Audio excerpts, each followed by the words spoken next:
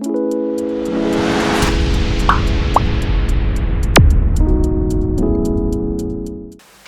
to lesson 10, and in this lesson we'll be talking about key signatures and how to play to the right key. Key signatures are used to define the main key of the music that is being performed. Music can be performed on any of the musical notes, and everything we have learned so far has been on the key of C, having no sharp or flat signs. On a music staff, the key signature comes immediately after the clef sign. So as you can see on above, on the treble clef you have a sharp sign. Key signature has one sharp, then the key is G. F is sharpened. The sharp is placed on the line denoted for F. So it means that your F notes should be sharpened. And then the second treble clef has a flat. The key signature has one flat, then the key is F. B is flattened. The flat is placed on the line that represents B, the B note. So whenever you play B, it is a flattened B. So let's see the major scale of G, which is 1 sharp. So we have G, A, B, C, D, E. Now instead of playing F, we sharpen the F, so we have F sharp and then G. So this is a G major scale. G, A, B, C, D, E, F sharp, and then G. Now let's see the major scale of F. So we have F, G, A, B. B should be flattened, so we have B flat, C, D, E, and F as the F major scale. When the key signature has 2 sharp signs, the key is D. We can go on and on telling the keys with 3, 4, or 5 sharp signs, but there is a very simple concept that makes it easier for us to know which key has this or that numbers of sharps or flats. This concept is known as the circle of fifths, and I'll talk briefly on what circle of fifths are about. The circle of fifths is a method adopted to distinguish a key from another using continuous clockwise or anti-clockwise movement of the perfect fifths of a preceding key. A perfect fifth is 7 half steps interval from the root. So if on the piano, when you take the perfect fifth to the right, you add a sharp, and taking a perfect fifth to the left, it requires that you add a flat. So let's quickly do that. Starting from C, which has no sharp or flat signs, we take the perfect fifth, which is 7 half steps away. 1, 2, 3, 4, 5, 6, 7. So the perfect fifth from C is G. G gains a sharp, so you say G has 1 sharp. Then you take the perfect fifth from G, which is D. D has 2 sharps. The perfect fifth from D gives us A. A has 3 sharps. The perfect fifth from A is E. E has 4 sharps. Then the perfect fifth from E is B. B has 5 sharps. Now the perfect fifth from B is F sharp. 1, 2, 3, 4, 5, 6, 7. So it's F sharp. F sharp has 6 sharp signs. And then the perfect fifth from F sharp is C sharp. C sharp has 7 sharp signs. So that's the what circle of fifths is about. When you move to the right in that circle of fifths, you're adding sharp signs. The same thing applies when you move down, you're adding a flat sign. From C, take the perfect fifth to the left is on F. So F has 1 flat. The perfect fifth from F downwards, you have B. B flat. B flat has 2 flats. You can continue like that and get the number of flats for other keys. Now, playing to the right key. In the case where a player is not, playing by sight from a music sheet, it is a common experience for developing players to find it very difficult to get the exact key that a song is performed on, especially in a live performance. To overcome this challenge, first you need to understand that all songs gravitate or move towards a particular point of rest, which is the tonic.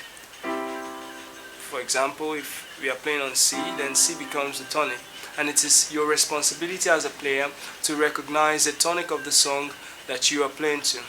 A quick way to get the tonic of the song a singer is singing is to play the melody ahead of the singer to the tonal rest, or sing the song in your mind and get the key note Do. Keep the key note in mind and try to find that exact pitch on the keyboard. Once you are able to locate the key note, you have solved the first problem of trying to play on the right key. You must learn to play the major scale of all the keys to make it easy for you to find the key note of the song you need to get the key. So for example, if I want to sing and I'm not singing on C, maybe I want to sing a song and my vocal range is higher than C. Let's take this song.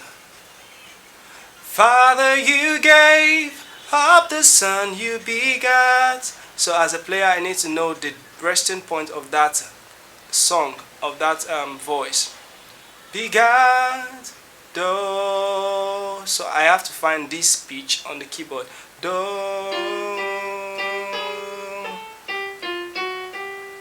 Do. Now I'm singing on G. Do. Father, you gave up the Son you begat. So I'll have to play on G. Father, you gave up the Son you begat. So that's how to find or play to the right key. You look for the key note Do and then find the key, and if you can play on that key, fine. And if you can't, then you learn how to transpose, which is what I'll do in a moment. I'll teach you how to transpose. Transposition is the act of changing the key of a piece of music. A pianist may find a particular key too difficult to play on. For example, the G I just played on. You may find it difficult to play. So definitely you would need to transpose the key, this sound from G to C, where you can play. Now, how to transpose on the piano? Assuming a singer is singing on F or G, for example, and you will need to move the tone from G to C so you can be able to play. All you need to do is to go to the function on the keyboard that allows you to transpose. Now, almost all digital pianos have the transpose option on them. Check for the transpose button on the piano. The value is always 00 by default. So if I'm to check for these, the transpose, this is transpose. The value is always 00 by default, meaning that all the keys are in their natural pitches. To transpose from G to C, we count the half steps between both notes and enter the number in the transpose dialog box. Now, counting to the right attracts a positive sign to the transpose value, while counting to the left attracts a negative sign to the transpose value. From C to G. I want to transpose from G to C so I can play on C.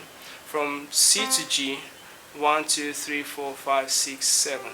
There are 7 steps from C to G.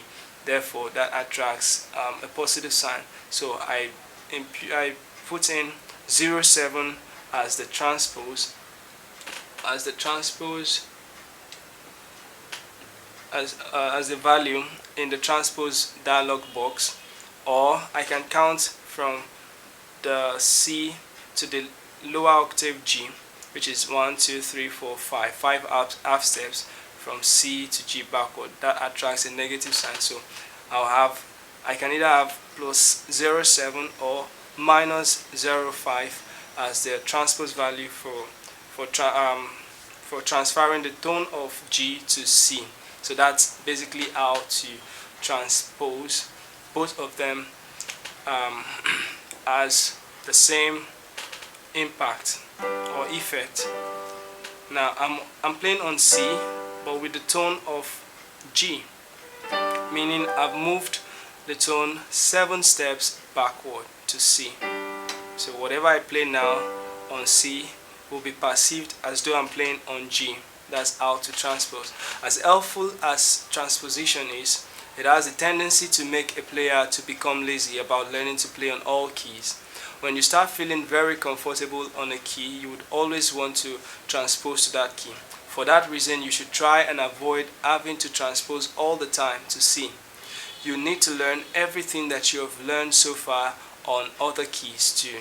I'll end this lesson by admonishing you to try and learn to play on all keys. Bye for now. See you in the next lesson.